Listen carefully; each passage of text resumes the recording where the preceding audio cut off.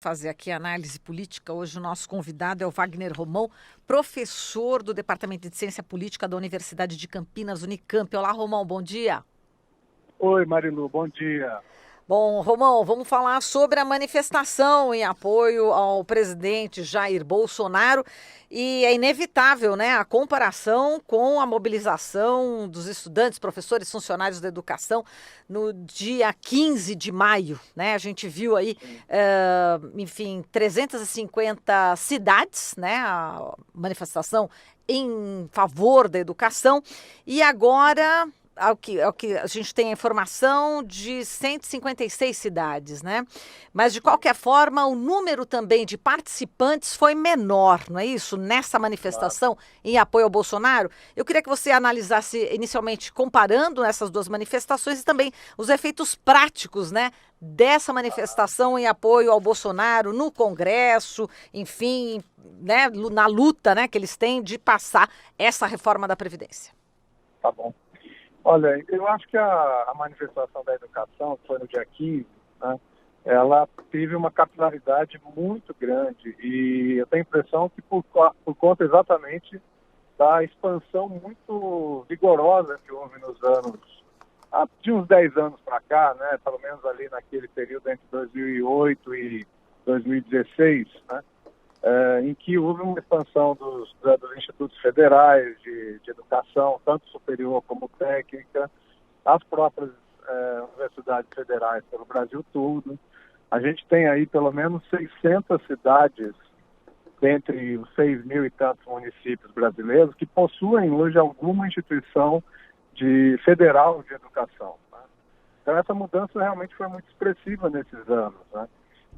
Então acho que isso explica essa capilaridade e essa dimensão do que foi o dia 15. Claro que acrescido, né, de eu até escrevi um artigo sobre isso, é uma questão de dignidade da educação, né? Eu acho que o campo da educação ele tem sido muito criticado, né, de maneira indevida pelo Bolsonaro, pelos ministros dele, todo um campo da direita, né, relacionado, por exemplo, ao movimento Escola Sem Partido e etc. Então, acho que dia 15 foi uma explosão desses sentimentos e que, enfim, mostrou essa insatisfação, essa indignação. Eu compararia, viu, Marilu, o dia de ontem com as manifestações do período da eleição ali, né, daquele momento em que o Bolsonaro se colocava como a alternativa, né, ao PT, ao Fernando Haddad naquele momento, e aí sim a gente consegue ver também que diminuiu digamos assim, essa capacidade de mobilização desse setor, né? A imprensa noticiou, né? Muitos dos grupos que apoiaram o Bolsonaro ali no final do segundo turno, e mesmo até no final do primeiro turno, não participaram dessas manifestações, né?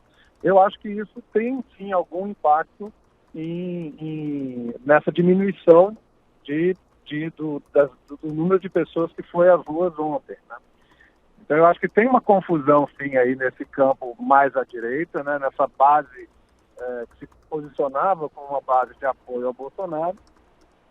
E ontem eu penso que a gente viu aquelas pessoas que realmente eram bolsonaristas lá em abril do ano passado, né? Ou seja, ainda aquele núcleo duro daqueles 15% de pessoas que já tinham intenção de voto no Bolsonaro, que tinham uma ligação muito forte aí com a Lava Jato, né? Essa admiração pelo Sérgio Moro, etc.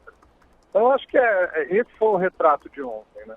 Agora, como consequências práticas, eu tenho a impressão que depende de como o PSL, né, que mesmo o PSL entrou rachado nessas manifestações de ontem, né, e as lideranças do governo Bolsonaro vão lidar com isso no confronto com as outras forças políticas do Congresso, né? Porque o que transparece, né, é que aquela tática de uma animosidade muito grande, né, de um confronto muito grande no próprio plenário da Câmara dos Deputados ou mesmo no Senado, ele não vai se dissipar, né? E eu penso que é exatamente esse elemento é um dos elementos que compõem essa dificuldade que o governo tem tido de formar suas maiorias, né? É claro que isso, né? Acho que o modo que ele não fez, não praticou o presidencialismo de coalizão também tem um peso, Desculpa, né? só te interromper, Romão, é porque picotou exatamente nessa frase última que você ia falar agora, picotou muito, só retoma essa frase, por favor. Alô, Romão? Acho que agora realmente, o que estava picotando, acho que agora realmente caiu a ligação, eu já estava prevendo. Bom, ele estava falando, né, sobre essa dificuldade, né, da negociação, né, com os parlamentares, né, tanto na Câmara também como no Senado, né, e a dificuldade que o Bolsonaro tem de formar as maiorias. E agora sim o Romão volta a falar. Vamos lá, terminamos por aqui, mas vamos lá, Romão, continuando, né, que interrompeu. Vamos lá.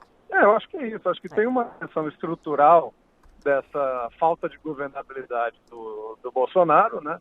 Que está expressa na forma como ele não faz o presidencialismo de coalizão, a divisão de forças políticas nos ministérios, etc, etc. E tem uma outra coisa também, que é esse componente, como eu já tinha até comentado com vocês em outra ocasião, né? Esse componente youtuber, em que há um assédio muito forte, né, dos parlamentares da base do governo contra parlamentares, seja da esquerda, seja do centrão, né, e acho que isso cria um clima muito ruim, né, e o próprio Rodrigo Maia tem se colocado numa posição de contrariedade com relação a isso, né. Vamos lembrar que o Rodrigo Maia teve boneco dele também, né, lá na Praça dos Três Poderes ontem em Brasília. Então, eu acho que reforça um clima de animosidade e dificuldade na composição das maiorias na Câmara e no Senado. Muito bem, Glauco Faria. Bom dia, Wagner. Oi, Glauco, bom dia. Você mencionou, e foi um dos aspectos que mais chamou a atenção nas manifestações de ontem, a presença da figura do ministro da Justiça, Sérgio Moro, que aparecia ali praticamente como um super-herói. E essas manifestações também não selaram, de alguma forma, esse casamento definitivo do governo Bolsonaro com essa ideologia lavajatista, que a gente sabe que tem um ímpeto autoritário também muito grande dentro de si. É nisso que o governo vai se apoiar para estancar sua queda de popularidade, já que melhoras econômicas não devem vir tão cedo? Eu acho que essa observação é muito pertinente, Glauco, porque essa luta contra a corrupção, a luta contra, né, um partido que teria se navegado nos mares da corrupção e o Sérgio Moro como esse justiceiro, né? Bom, a gente está com problemas aqui na comunicação, ver se a gente consegue essa retomada, né, na ligação com o Wagner Romão, professor da Unicamp, cientista político, ele respondendo aqui a pergunta do Glauco Faria em relação à utilização, né, do lavajatismo, né, Glauco? Essa ideologia lavajatista. Para poder se impor, enfim, já que ele não consegue aí sucesso na área econômica. Vamos lá. Wagner Romão, caiu de novo. Não caiu, não conseguiu ainda. Bom, a gente vai continuar aqui tentando o contato telefônico com o Wagner Romão, ele que está fazendo a análise, né, das manifestações que ocorreram ontem em favor do presidente Jair Bolsonaro. Agora sim, Romão, continuando. Sim, voltamos. Eu estou me deslocando para São Paulo, então Por tem isso. umas áreas aqui que o sinal não pega bem. Tá certo, vamos Enfim, eu acho que sim, eu acho que essa ligação com a Lava Jato, esse discurso anticorrupção, essa coisa difusa aí de que ele não vai fazer tomar lá da cá, né? Essa visão ela vai alimentar ainda durante muito tempo essa base de apoio mais fiel, né, ao Bolsonaro e uma base de apoio antipetista, né? Então eu acho que a gente vai ainda provavelmente por algum tempo ver essa base funcionando e sobretudo nas manifestações de rua, né? Eu acho que a insatisfação com a questão do desemprego, a insatisfação com o não crescimento econômico, né? Eu acho que isso é algo, ainda são sentimentos que eles vão demorar um pouco para se colocar como uma força política nas ruas, né, que possa desestabilizar o governo. Perfeito. Wagner, a gente tem uma pergunta de uma ouvinte aqui, que é a Estela Fidelis, de São Bernardo do Campo, e ela quer saber a sua opinião a respeito de um fato que aconteceu ontem, que foi a retirada de uma faixa em defesa da educação ali no prédio da Universidade Federal do Paraná, em Curitiba. Inclusive, quem acompanha a gente pelo YouTube pode ver as imagens ali dos manifestantes retirando essa faixa, que ela simplesmente defendia a educação. Só como você vê isso, Wagner? Ato simbólico. Sim, pois é, e eu vi essa imagem também muito, acho que foi a mais impactante de ontem, né? Então, é uma visão muito irracional, né? E que de um confronto muito grande, uma perspectiva de confronto muito grande, né? E eu acho que isso é muito ruim para eles, né? Porque isso não dá para você ser contra a educação, não dá para você ser contra a universidade, as universidades federais, as universidades estaduais, né? Acho que toda pessoa que passou por uma universidade pública, ela sente esse gesto como um gesto de ataque a ela, né? Então, eu penso que é um grupo muito, né, um grupo muito do confronto, um grupo muito autoritário nesse sentido, né? Até fascista, né? No sentido de querer eliminar o oponente, né? Independentemente da bandeira que o oponente está defendendo. Falando em educação, agora você viu que ele mudou, né? Não é mais, os estudantes não são mais idiotas úteis, são inocentes úteis, né, Romão? Pois é, mas esse governo ele faz isso, né? Ele bate, assopra, volta, recua. Eles vão fazer isso. Isso são táticas militares, né? Você vai, faz o movimento de pinça, depois você solta, libera, manda os soldados rasos, depois vem com a cavalaria. Tem muito desse tipo de tática, né? E que funciona muito nas redes sociais também. Porque Sim. aí você continua mantendo o teu público, né? Ativo ali, pensando sobre isso, relativizando. É como se fosse uma novela que você vai acompanhando todos os dias, né?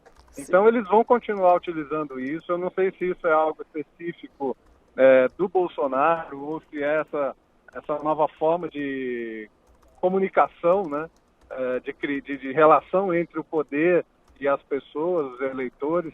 Eu penso que nós vamos continuar nesse clima, né? Perfeito.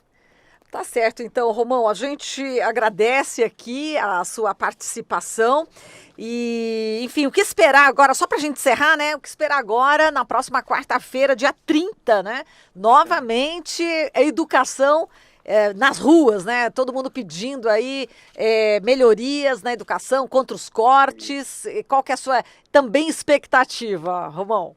Então, na quinta, Marilu. Na quinta, desculpa, isso. Então, eu acho que aí tem uma coisa interessante. Veja que o dia 15 de maio, ele começou com o campo da educação contra a reforma da Previdência, né? Todas as centrais sindicais, sindicatos, se prepararam para isso e foram com o tema da Previdência. Que foi um tema que, depois das 2 semanas de ataques à educação, ele se colocou no discurso na rua, mas as principais canais de televisão aí da mídia meio que deslocaram o tema da Previdência do tema da educação, né? Ontem eu, inclusive, vi num desses noticiosos aí, dizendo-se que a pauta da Previdência seria uma pauta contra a reforma da Previdência, seria uma pauta ilegítima no dia 15 de maio. É uma inversão completa da trajetória do como foi construído o 15 de maio, né? O dia 30, ele tem uma especificidade, porque ele foi convocado pelos estudantes, pelas organizações dos estudantes, né? E aí há todo um esforço, eu tenho acompanhado isso, né? Um esforço das centrais sindicais, dos sindicatos ligados ao campo da educação, em acompanhar essa ação do dia 30, né? Eu tenho a impressão que vai haver nesses próximos dias, né, entre hoje e quarta-feira, uma mobilização muito grande desse setor para que o dia 30 seja um dia grande, né? Mas, por outro lado, eu vejo também alguns setores dizendo que, os professores das escolas estaduais, das FATECs, das universidades também, em certo sentido, eles têm passado um momento muito complicado em termos de exigência de permanência em sala de aula, e a própria ausência em 2 dias no mesmo mês, ela é bastante complicada para os professores, né? Porque nós vivemos um momento de muita competição interna às escolas, né? Então, vamos esperar, eu creio que dia 30 vai ser grande também, mas acho que a gente também não precisa ter aquele ímpeto, né? Aquela visão de que o dia 30 ele tem que ser maior que o dia 15 e vamos para cima. Então, vamos acho que as entidades e o campo todo da educação precisa também ter um pouco de paciência, né? Construir o dia 14 de junho também, que é o dia da greve geral contra a reforma da Previdência, e nós vamos continuar nas ruas nesses próximos meses, né? E o dia 30 vai ser um dia importante também, mas acho que não é a cartada decisiva. Nós temos que ter condições de permanecer nas ruas, unificados, organizados, né? E acho que o dia 30 vai ser mais um episódio de uma sequência de manifestações de rua que nós vamos ver nos próximos meses. Perfeito, tá certo. Glauco, A vamos gente lá. só lembra, né, Marilu, Wagner, que para quem diz que a pauta da reforma da Previdência é desconectada, né, da educação, que a reforma, na prática, ela prejudica bastante os professores, né? Ela exige um tempo maior de contribuição para os professores, tanto da rede pública quanto da rede privada, em especial as professoras. As mulheres são ainda mais prejudicadas, né, Wagner? Exatamente. E a questão da capitalização, ela destrói o atual modo de gestão da Previdência nas universidades, no funcionalismo público de maneira geral. Então, nós vamos viver, se essa capitalização for aprovada, nós vamos viver um período muito difícil nos próximos anos, né? E acho que será inevitável, inclusive, que daqui a uns 10 anos seja revertido novamente para o sistema parecido com o sistema atual. Então, acho que a luta contra a reforma da Previdência, sobretudo com relação à questão da capitalização, ela é crucial para todos os brasileiros e brasileiras. Perfeito, tá certo, Romão. A gente agradece aqui a sua participação. Grande abraço para você, boa semana. Abraço para vocês, boa semana. Falamos aqui com Wagner Romão, professor do Departamento de Ciência Política da Unicamp.